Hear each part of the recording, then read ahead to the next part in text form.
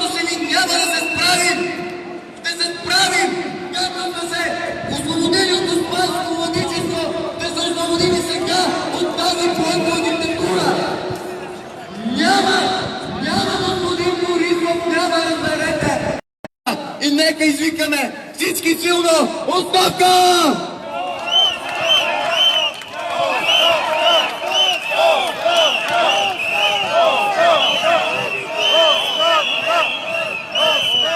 Приятели, ние тук само можем да се гордеем с такива млади хора, като момчето, което говори преди малко. Поклон за това, че за 16 годишната си живеене в тази държава той е стигнал до там, че е осъзнал. Това е надежда, това е основание да вярваме в нас, що младите хора вече са наясно, че трябва да сложим край на тази диктатура. Сега ще дам думата на още един млад човек, който стои от лявата ми страна. И изобщо, пред млади хора, трибуната е ваша, бъдещето е ваше! Добър ден! Бих искала да знам каква е цената на човешки живот, какво значи политика, какво значи политик. Не искам повече да говоря. Каква е цената на човешки живот?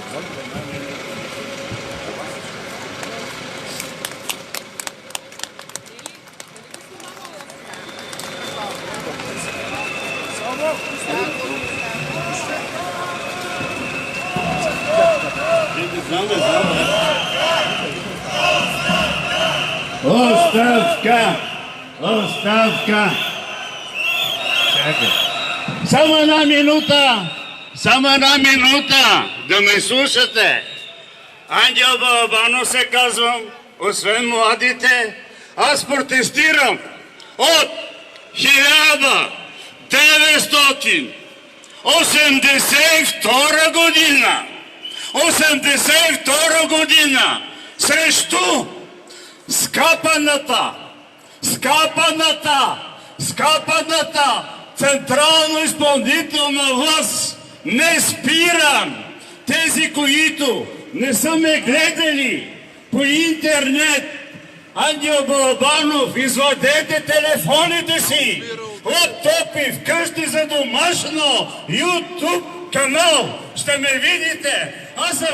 Ние сме господари на тия чурбаджи, едни и същи тартутници и ви плащаме заплати. Благодаря ви, да сте живи и здрави. Не спирам от 1982 година.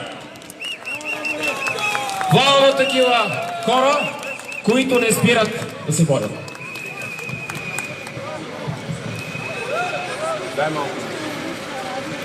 Оставка! Оставка! Оставка! Оставка! Оставка!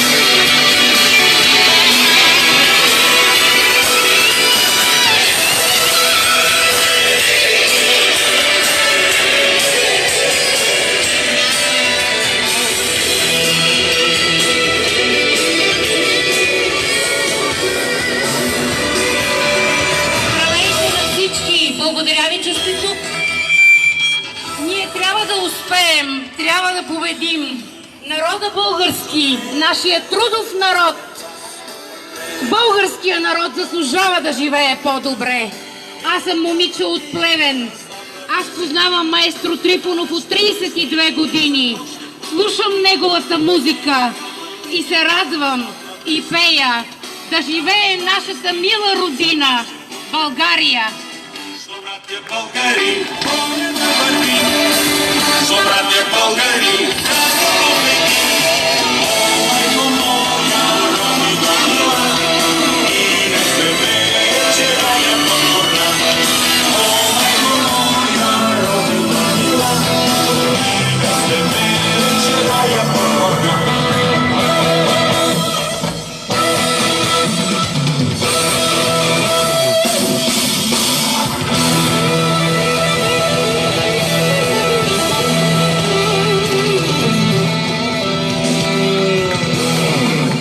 Благодаря ви, мили приятели. Радвам се, че съм тук днес с всички вас.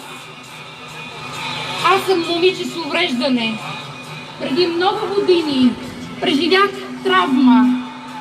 Много години минаха, по болници бях.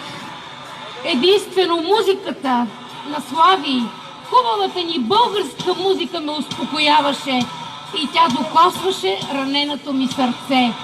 Родителите ми са инвалиди. Баща ми е син на ветеран от Втората световна война. Сражавал се за 31-я пехотен полк при битката при Драва. Татко сега е с болест на Алцхаймер и 3 мозъчни инсулта. И ми казва: Слави е голям българин, личен е, той е голям патриот. Защото Слави обича България, както и ние тук, които сме.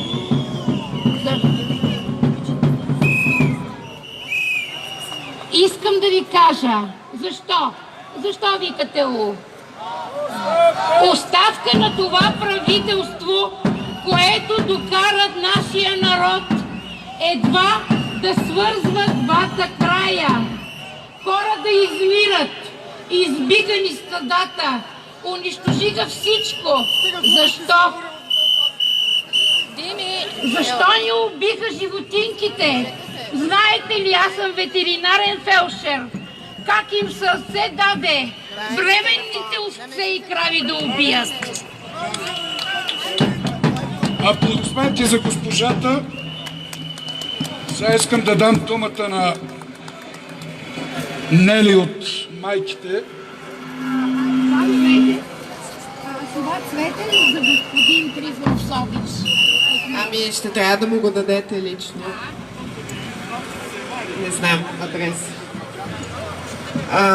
Здравейте на всички, които се осмелиха днес да дойдат и успяха да се информират, че този протест го има, въпреки медийното затъмнение, в което ние живееме вече толкова дни, след 116-я ден на протеста.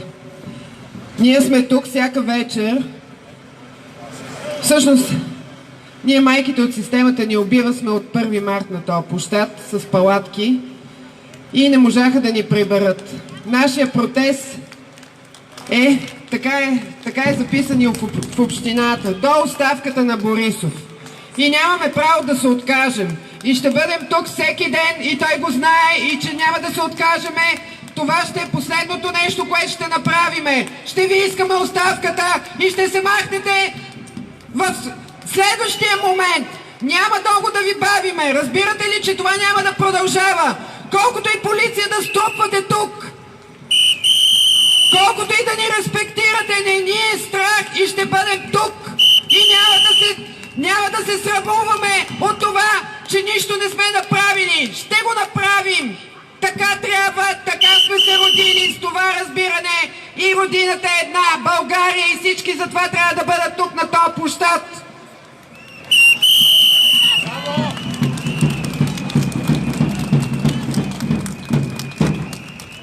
Ако някой не е разбрал, в цялата тази грижа, която в момента се оказва на българското население, няма нито една добра мисъл протекла в тази посока.